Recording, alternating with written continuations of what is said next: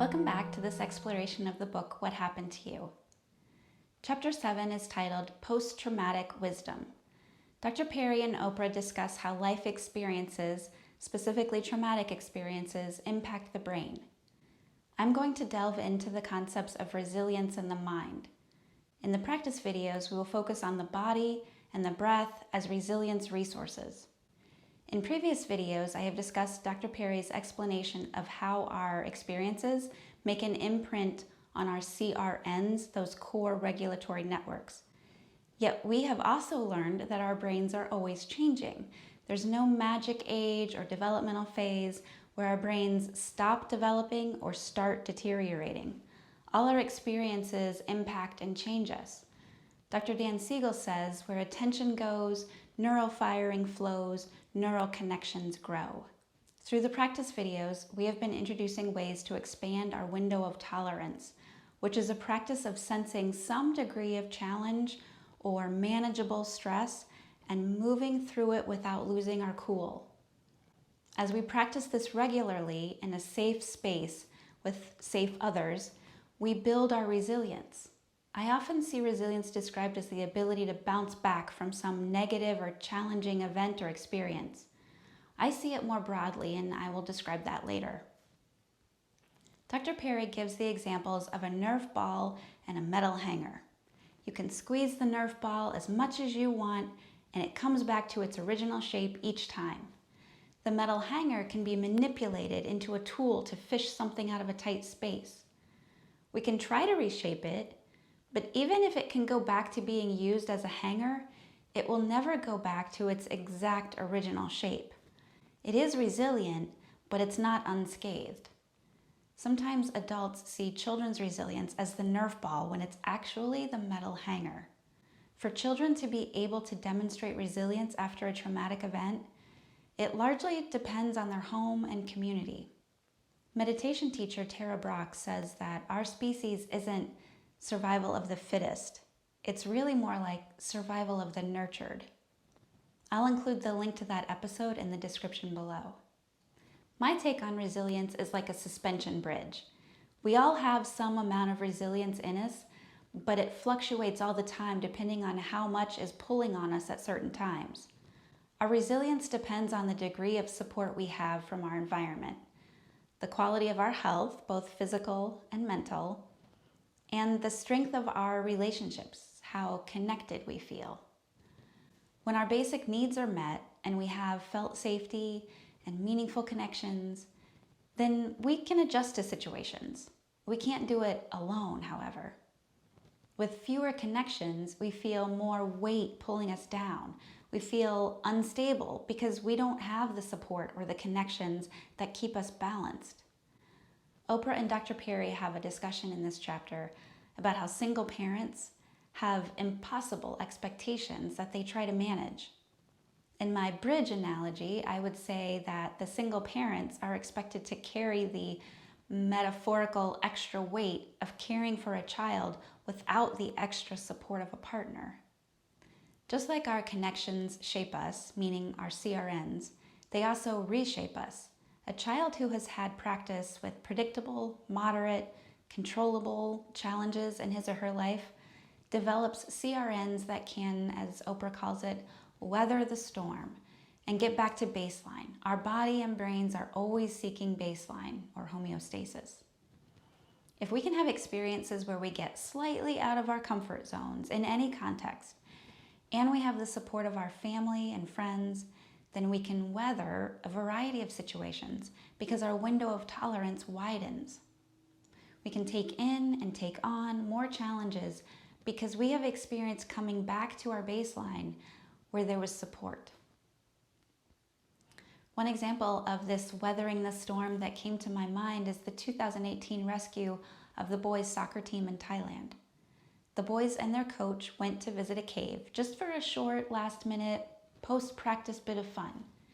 Rain came into the cave and caused flooding while they were inside the cave, and that blocked their way out.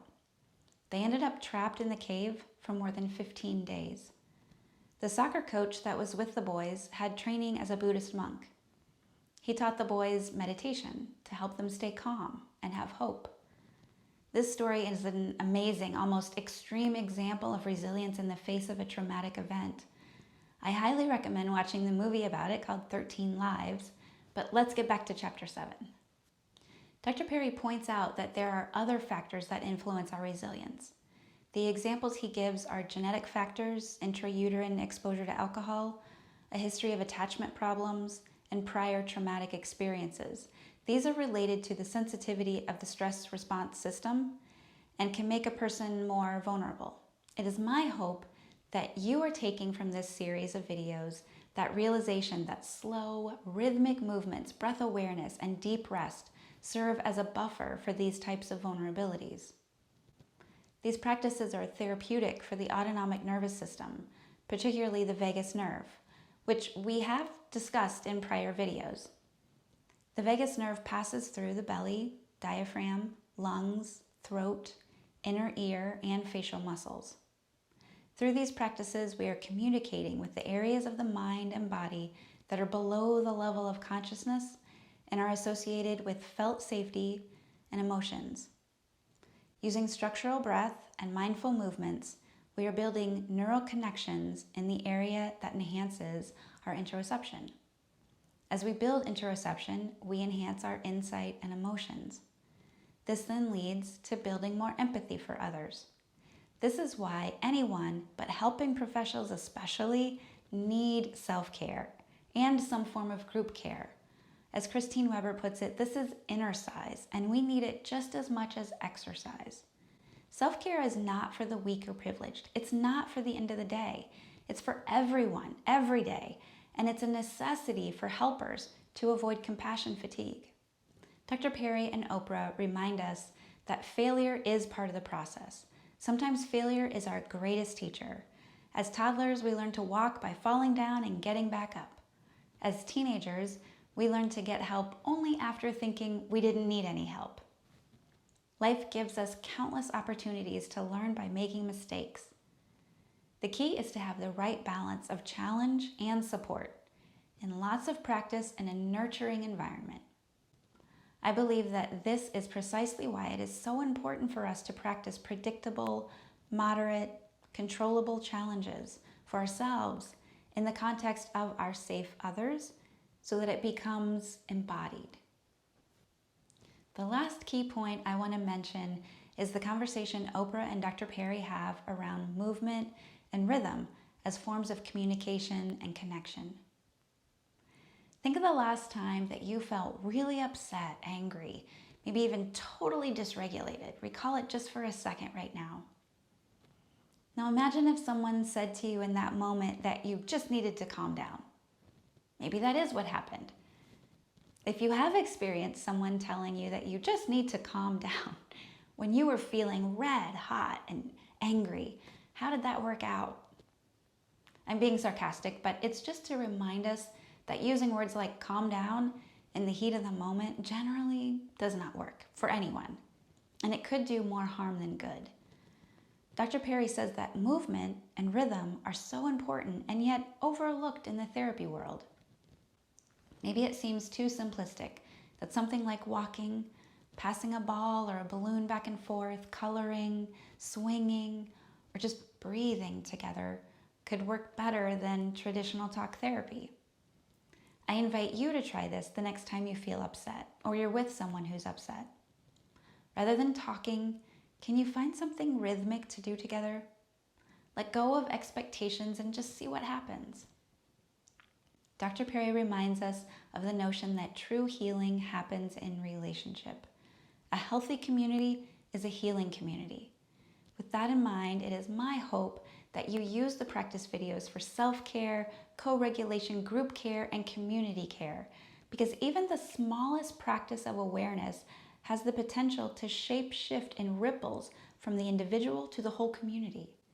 So please join me for these practices and then share them with your partner, your group, your community to build that bridge.